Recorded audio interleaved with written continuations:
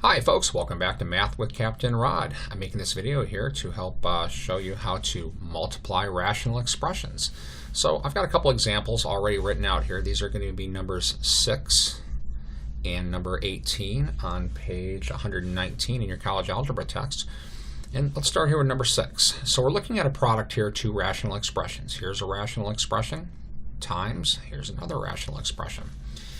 And really all you need to realize about multiplying rational expressions is that when you multiply fractions, let's take like a times b times c times over d.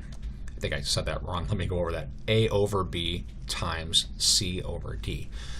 Whether these are rational expressions or rational numbers, you multiply the tops, a times c, multiply the bottoms, b times d. And now anything that's in the top that's common in the bottom can be divided out. This is true whether it's a rational number or a rational expression. So I'm going to just get rid of this now and go through some examples. So what we're going to do here is we're going to take these fractions, we're going to take each rational expression, we're going to factor the top and bottom of each piece, and then we're going to look for things that divide out. So this animal right here factors into, let's see, x minus 1 times x minus 1. So that's going to be x minus 1, the quantity squared. That's this guy factored.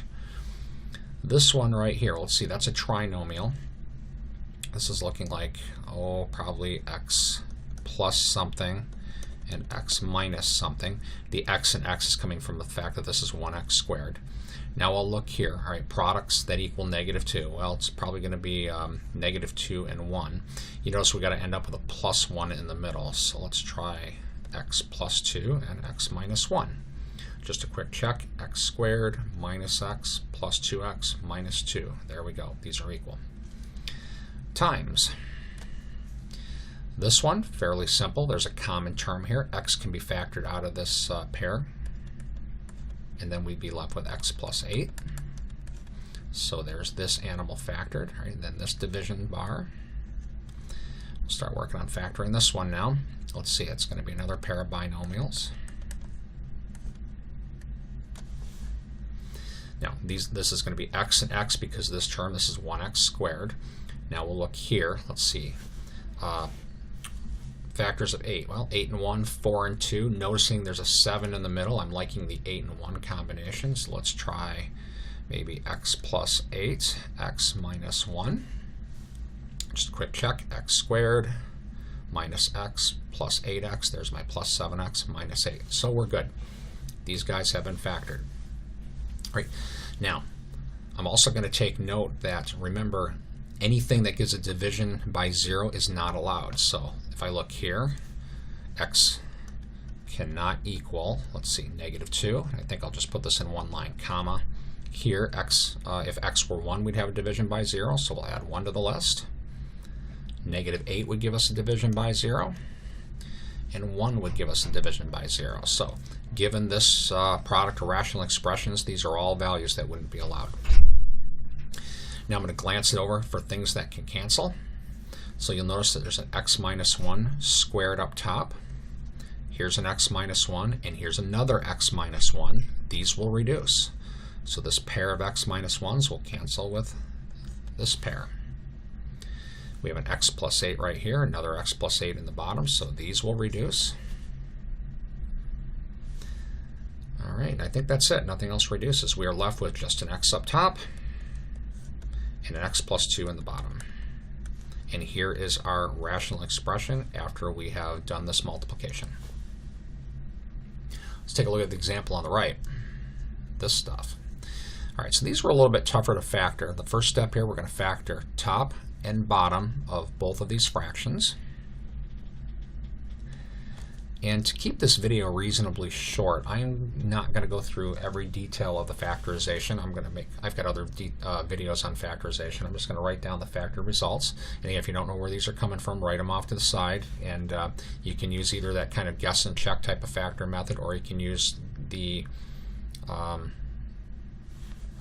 like the product of this times this and grouping type of method, but this top left factors into 2x minus 5 times x plus 4. That should give me this guy. Bottom left factors into 2x minus 5 times x plus 6. Upper right, this animal factors into 2x minus 3 times 2x minus 3. Bottom right factors into 2x minus 3.